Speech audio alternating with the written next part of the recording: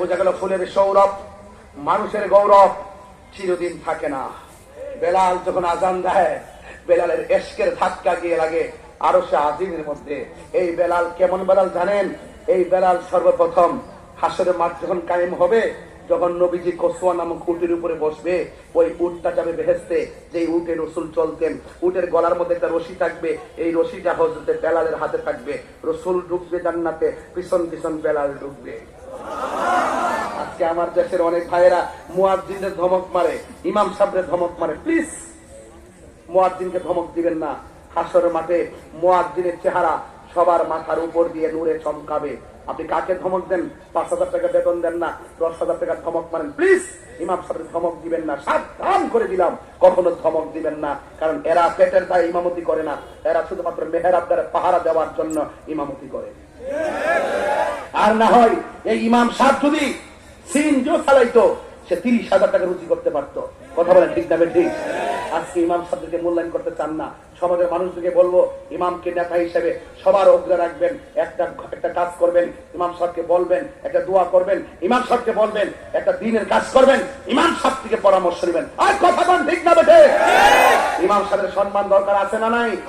আরো জোরে আছে না নাই? এবার বেলাল রাদিয়াল্লাহু তাআলা হচ্ছেন কোন বেলাল? তিনি হলো সেই বেলাল যেই বেলাল রাসূলুল্লাহ ইন্তেকাল করার পর মক্কা থেকে চলে গেছে দামেস্কে। চলে যাওয়ার পর আর কোনো খবর নাই। একদিন, ২ দিন, ৩ দিন, ৪০ দিন পরে আমার রাসূল স্বপ্নে দেখায়, বেলাল তুমি যে আমি চলে যাওয়ার পর তুমি যে মদিনা ছেড়ে চলে আসছো, কারণটা কি? কয় আমি মেহরাবের দ্বারা আযান দিব। যেখানে আপনি সামনে নামাজ পড়াতেন, আমি পেছন দিকে ইকামত দিতাম। আজকে আমি ইকামত দিব, সামনে নবী থাকবে না, এটা আমি সহ্য করতে পারবো না, তাই আমি মদিনা ছেড়ে দিয়েছি। এবার রাসূল ডাক দিকে, বেলাল হইছে তো, তুমি যে চলে এসেছো, একটা বার কি আমাকে দেখার মনে লয় না? বেলাল তখন ওই দামেস্কের দিকে দৌড়াইয়া মদিনাতে আইসা রাসূল পাকের রওজা মুবারক জিয়ারত করলেন। হঠাৎ করে তার চেহারাটা ঢাকনা, মুখটা ঢাকা। ছোট ছোট বাচ্চারা মনে করতেছে এরা কেডারে, এরকম মানুষ জমে গেছে। হঠাৎ করে মদিনাবাসীর একদল বলতেছে, আপনি কে গো, এখানে এসে জিয়ারত করলেন, আবার মুখ বেঁধে রেখেছেন, আপনাকে তো সন্দেহ হচ্ছে, আপনার পরিচয় দেন। কয় না, আমার পরিচয় চাই না, আমি যেখান থেকে এসেছি সেখানে আমি চলে যাব। এবার ডাক দিয়ে বলে, না যেতে দেব না, তোমাকে পরিচয় দিতে হবে। মুখটা খুললে দেখতেছেন এটা আর অন্য কেউ নাই, এটা মদিনার আজানের পাখি। তোরা কই রে? আজানের পাখি ধরা পড়েছে। এবার একদল বলতেছে, বেলাল তোমাকে আর যাইতে দেব না। বেলাল বলে, প্লিজ আমাকে ধরে রেখো না, আমাকে হাত বাঁধতে পারবে, হাত বাঁধতে পারবে, পা বাঁধতে পারবে, কিন্তু আমার মন বাঁধতে পারবে না। আরেকদল বলতেছে, ঠিক আছে, তোমার মন বাঁধতে না পারলে তুমি চলে যাবা, কিন্তু একটাবার সেই আজানটা দাও যে আজানে ভুল হয়েছিল। তখন সে বলতেছে, না আমাকে ডিস্টার্ব করো না। এবার দুইটা পার্টি, এক পার্টি বেলালকে মদিনায় রাখতে চাই, আরেক পার্টি বেলালের আজান শুনতে চাই। এখন বেলাল থাকতেও রাজি না, আজান দিতে রাজি না। সমাধান কি হবে? আরেকটা দল বের হয়েছে, কয় সমাধানের দরকার নাই, তোমার কথাই থাকবে না, তোমার কথায় আজানও দিবে না। এই মদিনাতে দুইটা পাখি আছে, ওই দুইটা পাখি যদি বলে তাইলে বেলাল আজান দিবে এবং বেলাল থাকবে। কয় পাখিটা কে? কয় একটা হলো ইমামে হাসান, আর একটা হলো ইমামে হুসাইন। আরো বড় করে কন্যা সুবহানাল্লাহ, জোরে কন্যা কেন আওয়াজ করে কোন ইয়া রাসূলুল্লাহ বলেন। এবার হাসান হুসাইন আসলেন। আয়েশা ডাক দিকে, বেলাল ওই আজানটা দেওয়া যাইবনি যে আজানে ভুল হয়েছিল। এবার বেলাল কয়, আশ্চর্য, এতক্ষণ তো না করেছি, এখন যদি হুসাইনকে না করি হুসাইনে কষ্ট পাবে, আর হুসাইন যদি কষ্ট পায় তাইলে আমার নবী কষ্ট পাবে। মান আহাব্বাল হাসান ওয়াল হুসাইনা ফাকাদ আহাব্বানি ওয়া মান আবগাদাহুমা ফাকাদ আবগাদানি। এরা দুইজনকে কষ্ট দিলে আমার নবী কষ্ট পায়। এই জন্য বেলাল কি করছে জানেন? কয় আমি হুসাইনকে কষ্ট দিতে পারবো না। বেলাল রাদিয়াল্লাহু তাআলা আনহু রাজি হয়ে গেছে। এবার মদিনার সব জায়গায় আওয়াজ হয়ে গেল। এবার ছোট ছোট বাচ্চারা আওয়াজ হয়ে গেল। মা বোনদের কানের মধ্যে বেলালের আজানের আওয়াজ হয়ে গেল। এই সেই বেলাল, যেই বেলালের আজান দিলে ভোর হয়, এই বেলাল রাদিয়াল্লাহু তাআলা আযান দেওয়ার জন্য রাজি হয়ে গেল। বন্ধুরা রে আমার, এবারে বেলাল ওযু করলেন, এবারে বেলাল আযান দিবেন। আজকে মাহফিলে মহিলা আছে না নাই? মহিলারা মহিলাদের জায়গায়, পুরুষগুলা পুরুষের জায়গায়। আবার কিছু কিছু অসুস্থ মানুষ বাড়ি থেকে শুয়ে শুয়ে আমার ওয়াজ শুনতেছে, আছে না নাই? এবার বেলাল যখন আযান দিব গো, ওই বেলাল রাদিয়াল্লাহু তাআলা আযানের জন্য উযু টুযু করে রেডি হলো। আর এই দিকটা মহিলারা আলাদা আলাদা একটা কাফেলা সাজায় বসছে। এবার মুসল্লিরা বেলালের পাশে এসে দাঁড়াইছে। আবার ছোট ছোট বাচ্চারা বেলালের কাছেও যায় না, বড়দের কাছেও যায় না, মহিলাদের কাছেও যায় না। ছোট ছোট বাচ্চারা একেবারে নবী রওজা মুবারকের পাশে যায় দাঁড়াইছে।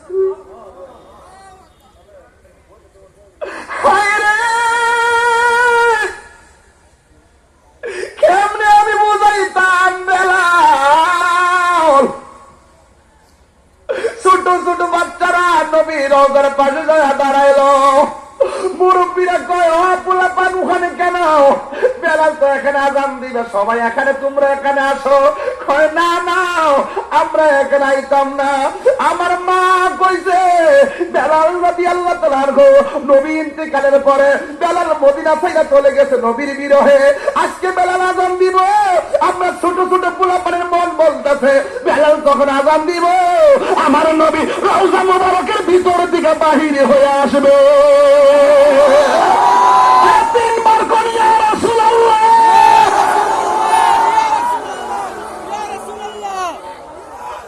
এই জন্য আমরা নবী রওজার পাশে বেলাল আযান দিলে আমার নবী রওজার ভিতর দিকে আসবে। নবীরে দেখবার লাগে আমরা নবী রওজার পাশে আসছি, নবীকে দেখার জন্য রওজা মুবারকের পাশে আসছি। হে আমার বাবা, বেলাল এখন আযান দেওয়ার জন্য আস্তে আস্তে সিঁড়ি দিয়ে উঠতেছে, পা দুইটা থরথর করে কাঁপতেছে। কেমনে আমি আযান দিব? উঠো বিল্লাল মিনারাতে, সময় হয়ে যায়, আযান দাও গো মধুর সুরে, শুনবার মনে চায়। আযান দাও গো মধুর সুরে, শুনবার মনে চায়। সর্বলোকে কথা মতে উঠে বিল্লাল মিনারাতে, রে মন একটা নবীর আশিকি খুঁজে পাওয়া দায়। আযান দাও গো মধুর সুরে, শোনবার মনে চায়। আযান দাও গো মধুর সুরে, শোনবার মনে চায়। বিল্লাল যখন সর্বলোকে কথা মতে উঠে বিল্লাল মিনারাতে, আরে মোহাম্মদ নাম বলার সাথে বিল্লাল পরে যায়। আযান দাও গো মধুর সুরে, শুনবার মনে চায়।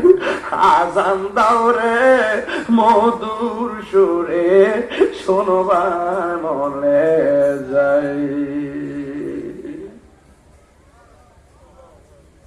বেলাল আযান দিয়া কয়, আশহাদু আন্না মুহাম্মাদুর রাসূলুল্লাহ।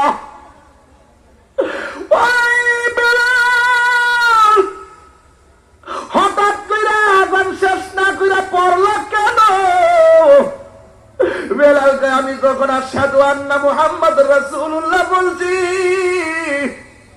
আমি তাকায়া দেখি আমার নবী আমার সামনে দাঁড়িয়ে রয়েছে।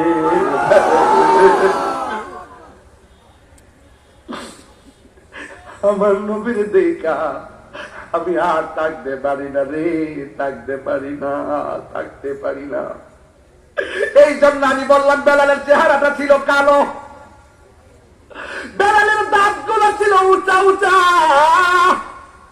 বেলালের জিহ্বাটা ছিল খাটো নিগ্রুর মতন চেহারা। কিন্তু দেখা গেল হযরতে বেলাল ইসলামের প্রথম মুয়াজ্জিন হয়ে গেছে। আমার নবী বলে, বেলাল রে, হাসরের ময়দানে উটের উপর আমি উঠলে উটের রশিটা তোমার হাতে থাকবে, আমি নবী সবার আগে জান্নাতে ঢুকবো, পিছনে পিছনে তুমি বেলাল ঢুকবে। আর জোরে জোরে কি আল্লাহু আকবার বলা যাবে না? এই জন্য আমার শ্রীপুরের বাবারা, ও আমার কেবার বাবারা, কি ভাষায় আমি ওয়াজ করাবো? এই জন্য আমি বলছি বাজার, সম্পদ বড় জিনিস না, প্রেম হলো সবচেয়ে বড় জিনিস।